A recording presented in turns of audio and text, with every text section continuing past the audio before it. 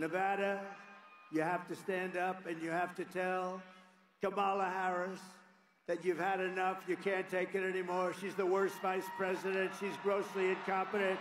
Kamala, you're fired. Get out of here. Fired, get out. Kita komentari satu hal yang menarik di hari-hari ini, terutama kabar dari Amerika Serikat. Semalam diumumkan presiden yang baru, terpilih kembali Donald Trump. Kami ingin menyampaikan satu hal yang tidak banyak disorot media juga. Apa sih kemenangan dari Donald Trump? Kami mencari-cari, ternyata rahasia dari kemenangan Donald Trump kali ini sungguh tidak lain karena buku, di luar dugaan. Jadi selama kampanye ada buku yang ditulis, tetapi bukan Donald Trump sendiri yang menulis.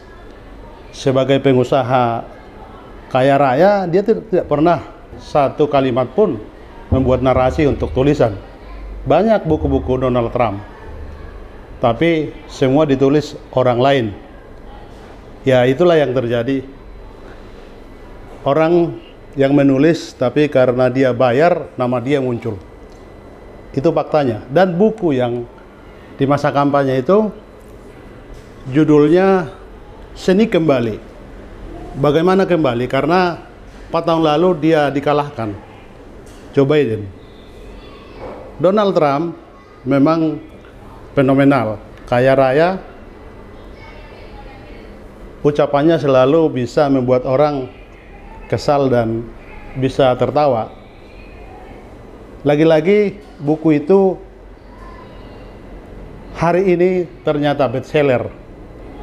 Dan ditemukan memang karena buku itulah alat peraga kampanye yang paling hebat. Bukan tim suksesnya, bukan kampanye-kampanye dia menemui orang, tapi karena jutaan buku itu menyebar sampai pada orang-orang yang membaca gagasan untuk dia memimpin 4 tahun lagi Amerika Serikat. Fenomenal. Dia bukan menulis bukunya, tapi seakan-akan pikirannya, dan dia menang kemudian. Itulah yang terjadi hari-hari ini. Ini bisa juga kita hubungkan dengan presiden kita, masa kampanyenya dia juga masif melahirkan buku. Memang yang kita tahu bahwa Prabowo Subianto itu juga pembaca dan melahirkan banyak buku. Buku yang terakhir, kalau Anda ke Gramedia, buku yang paling tebal dicetak sangat besar. Apa hubungannya dengan komentar yang kami sampaikan? Kita tahu bahwa di era digital ini buku sudah menjadi semacam momok atau tidak disukai banyak orang. Ternyata fenomena yang terjadi bahwa buku justru berdampak. Contoh yang paling ayal adalah Donald Trump menggunakan alat peraga kampanyenya buku Seni Kembali, dan buku itulah yang membuat dia disukai dan dipilih kembali. Bagaimana cara-cara pemimpin untuk mempromosikan dirinya, menyampaikan gagasannya, ternyata bukan hanya lewat media sosial, tapi lewat buku sangat berdampak. Bahwa kita kekurangan narasi, kurang literasi karena tidak banyak membaca, dan orang yang melahirkan buku itu karena membaca.